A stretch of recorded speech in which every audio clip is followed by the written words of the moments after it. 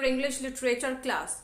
So children, myself Mrs. Karminder. So today we are going to start with English Oxford and the topic is last lesson of the afternoon. So it is written by D.H. Lawrence, means David. Let's see about the author. Let's read about the author. David Lawrence. He was born on 1885 till 1930. He was an author, he was poet and painter. He is better known for his novels than his poetry. However, his poetry is of very high quality too. Last lesson of the afternoon was written by Lawrence at the time he was teaching in Croydon near London. Lawrence became disillusioned with the work. In England at this time, the government had made education compulsory. Many pupils had no desire to learn but were still forced to attend school. He felt their time at school was futile and his time to teach them was a waste. So he abandoned teaching and became a full-time author. So children, now let's see the poem. I'll read the stanza. Stanza 1.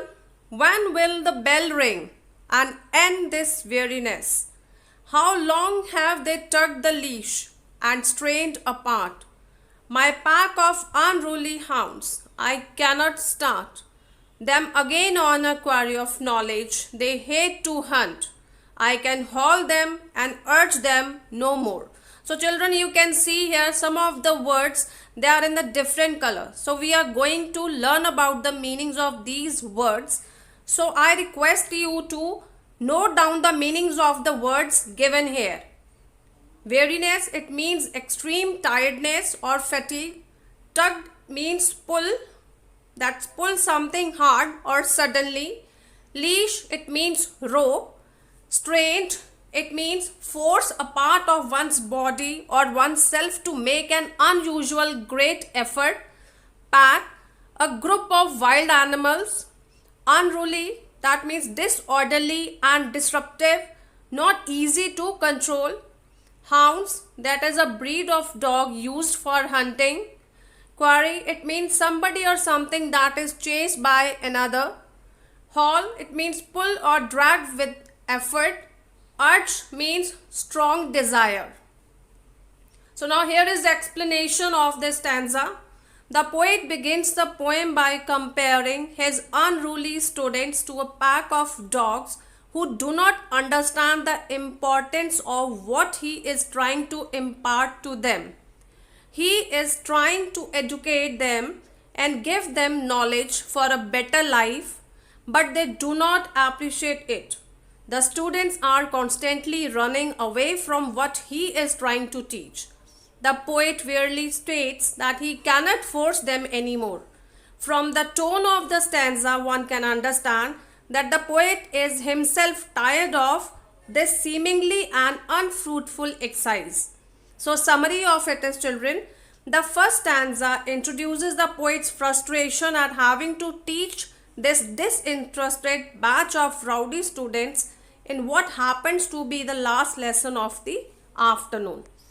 Now let's see stanza 2, that is, no longer now can I endure the brunt of the books that lie out on the desks, a full 60 of several insults of blotted pages and scrawl of slovenly work that they have offered me. I am sick, and what on earth is the good of it all? What good to them or me I cannot see. So children, summary of this poem is, this section, it describes the plot of the poem. So here are some important words. Please write down the meanings of these words. Endure, it means bear or tolerate. Brunt, it means the main force of something, especially a blow or an attack. 60, it means 60. Blotted means marked or stained. Slovenly means untidy and dirty. Scrawl means write something in hurried or careless way. So explanation for this stanza is, Here, the poet says that he is tired of going through the shoddily written work of the children. He compares their written work to a blotting paper that contains lot of ink but convey no meaning. He feels that it is a waste of time for both the students and him. He seems to have spent many such days and his heart is not in the work that he is doing. So next stanza, children. So shall I take my last year fuel of life to heap on my soul and kindle my will to a flame that shall consume their dross of indifference and take the toll of their insults and punishment. I will not waste my soul and my strength for this. So children, here the again meanings to these words. Heap means large amount. Kindle means light. Indifference means lack of interest or concern or sympathy. Dross means rubbishness or worthless. So explanation to this stanza is, the poet asks himself if he has the will to lift himself above his own predicament and carry on with the task he has taken upon himself. He needs the motivation to go through another day of indifference from his students. He feels that he does not have any more strength to carry on. So children, summary for this stanza is, this section, it describes the poet's conflicting thoughts, ending with the firm decision. So next stanza, I do not care for all that they do amiss. What is the point of this teaching of mine and of this learning of theirs? It is all goes down the same abyss. What does it matter to me if they can write a description of dog or if they can't? What is the point to us both? It is all my aunt. And yet I am supposed to care with all my might. So children, here again meanings to difficult words. Amiss means not quite right. Abyss means very deep hole or a pit, we can say.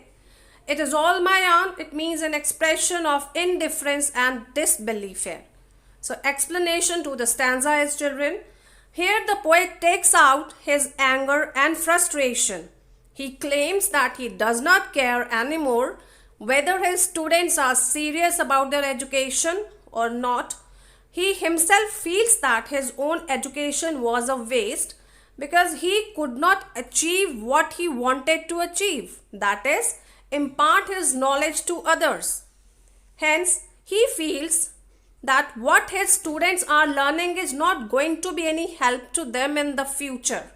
So children, summary of this stanza is, the stanza describes the anger and frustration of the poet who decides not to be concerned about the student's education anymore. So this is stanza number 6 here. I do not and will not, they won't and they don't, and that is all. I shall keep my strength for myself, they can keep theirs as well. Why should we beat our heads against the wall of each other? I shall sit and wait for the bell. So children, explanation here is, the poet is clear in his mind now.